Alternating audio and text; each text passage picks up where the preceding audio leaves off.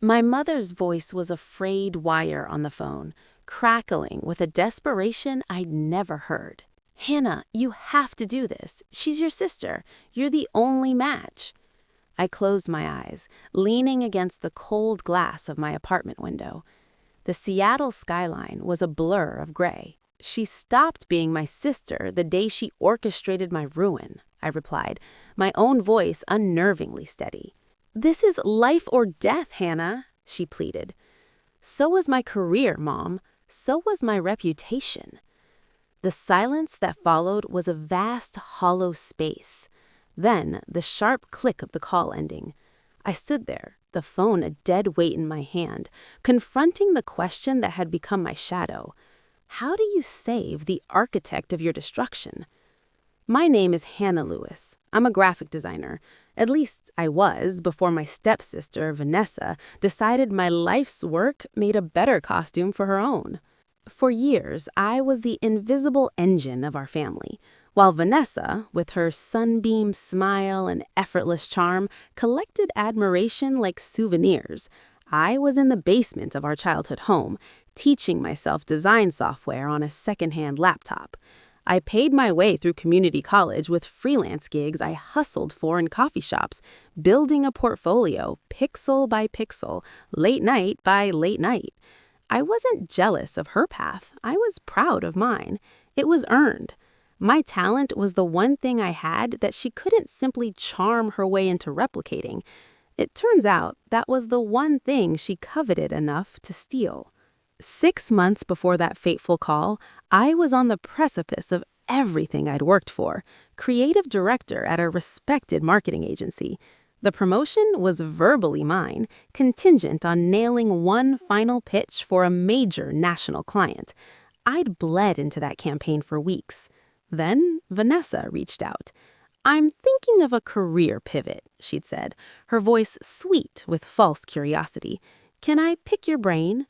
Flattered by her sudden interest, I opened my world to her. I showed her my concepts, my process, my secret inspirations. She took notes, called me a genius, and I, fool that I was, felt a glimmer of sisterly connection. The day of the pitch, I walked into the conference room ready to conquer. Instead, I was met with the glacial stare of the client. He didn't let me open my laptop. "We've seen this work before," he stated, his voice dripping with disdain. "Are you seriously attempting to plagiarize?" My world tilted. He slid a tablet toward me. There were my designs, my heartbeats on a screen, but with Vanessa's name attached. Timestamps from 2 weeks prior. She'd pitched them to a rival agency, filing the concepts first. The metadata war was a battle I lost in the boardroom.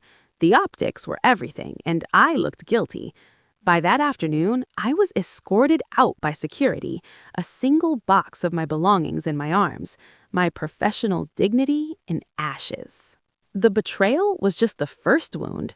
The poisoning of my reputation was the slower, more lethal venom. Vanessa, with her boyfriend's industry connections, had not just stolen my work, she'd woven a narrative. Whispers of my plagiarism, my instability, followed me like a smell. Job interviews would start promisingly, then evaporate. A recruiter friend finally confessed off the record, "Hannah, there's a rumor mill. We can't take the risk." Meanwhile, Vanessa was celebrated. A family dinner I wasn't invited to featured photos of her holding a framed print of my stolen design, my family toasting her brilliance. When I confronted my parents, they dismissed me. "Don't drag her down because you're jealous," my mother chided. The ultimate blow came when my father demanded I repay a $5,000 gift from my tuition to help cover Vanessa's newly discovered health issues. The message was clear. Her needs, however fabricated or exaggerated, would always eclipse my reality. What they didn't know was that in my quiet fury, I had become an archivist of my betrayal. Every original file, every email where Vanessa innocently asked for advice, screenshots, witness statements from a colleague who saw her boyfriend snooping in our office building, I compiled it all. I contacted Sarah, a relentless friend from college who was now a lawyer. "You have a powerful case for defamation and tortious interference," she said, "but it will scorch the earth." I wasn't ready to light the match, but I kept the tinder dry. Then the leukemia diagnosis arrived. Suddenly, Vanessa's health issues were terrifyingly real.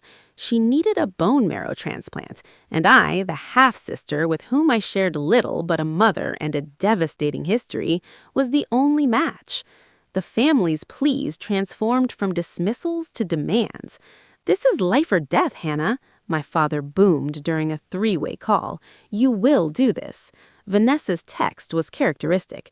"I know things are bad, but you have to help me." The entitlement was absolute. They began planning the procedure as a foregone conclusion, a familial duty I was obligated to fulfill. Overhearing my mother tell my aunt, "She owes Vanessa after everything," was the final spark. Owed her? For what? For my ruined life? I called Sarah. "I'm ready." We arranged a family meeting at my parents' house to discuss the donation. The air was thick with anticipatory relief when I walked in. They saw Sarah behind me, and the relief curdled into confusion. "Why is she here?" my mother demanded. "Because you've made it clear you only see me as a utility," I said, my voice not shaking for once. I laid the folder on their coffee table, a physical weight of truth. I walked them through it, not as a hurt sister, but as a prosecutor presenting evidence. The timeline of the theft, the metadata, the damning emails, the witness statement, the screenshots of Vanessa's portfolio before her inspiration. Vanessa, pale and wrapped in a blanket, tried the old script. "I'm dying and you're doing this? You're monstrous." I met her gaze. "You're not dying because of me, but I lost everything because of you. If her life has value, so did my career." My father blustered about holding a life hostage. "No," I corrected quietly, "I'm demanding truth as the price of my body. That's the deal." Then I laid out my terms. I would consider the donation, but only after 3 conditions were met. 1. A signed a legal settlement acknowledging the defamation and providing restitution. 2. A full public confession from Vanessa on her professional and personal social media clearing my name. And 3. My parents were to read out loud every piece of evidence in that folder to understand the full scope of what they had enabled. The room dissolved. Vanessa's defiance broke into ragged sobs, not the performative kind, but the exhausted, defeated ones. "I was jealous," she choked out, the first true words she'd ever spoken to me about it. "I wanted what you had. I thought you were so strong you'd just start over. I didn't know it would follow you." My parents, for the first time, were silent. They were finally seeing the wreckage, not as hearsay, but as documented fact. In the end, we all signed. Vanessa posted the humiliating, necessary confession. The legal settlement landed in my account, and then, in a sterile hospital room, I donated my bone marrow. The physical pain was acute, but the psychic clarity was profound. I did not do it for forgiveness or for family, or because they deserved it. I did it because the person I had fought to rebuild, the one with boundaries, with integrity, with a hard-won sense of justice, could make that choice without being consumed by bitterness. I could save a life and still walk away from the people who nearly destroyed mine. The donation did not bring reconciliation. My parents plead for moving on, but some scorched earth cannot be replanted. Vanessa survived, her health slowly returning, her career in tatters. My name, however, was cleansed. The interview requests that trickled in turned into a flood. I accepted a senior role at an ethical firm that had seen Vanessa's confession. I saved my stepsister's life, but I could not and would not save the relationship. Family is not a free pass for destruction, and forgiveness is not amnesia. It is a line drawn in the sand, separating the person you were from the person you had to become. I finally became someone who could look at that line and myself in the mirror and see no conflict at all.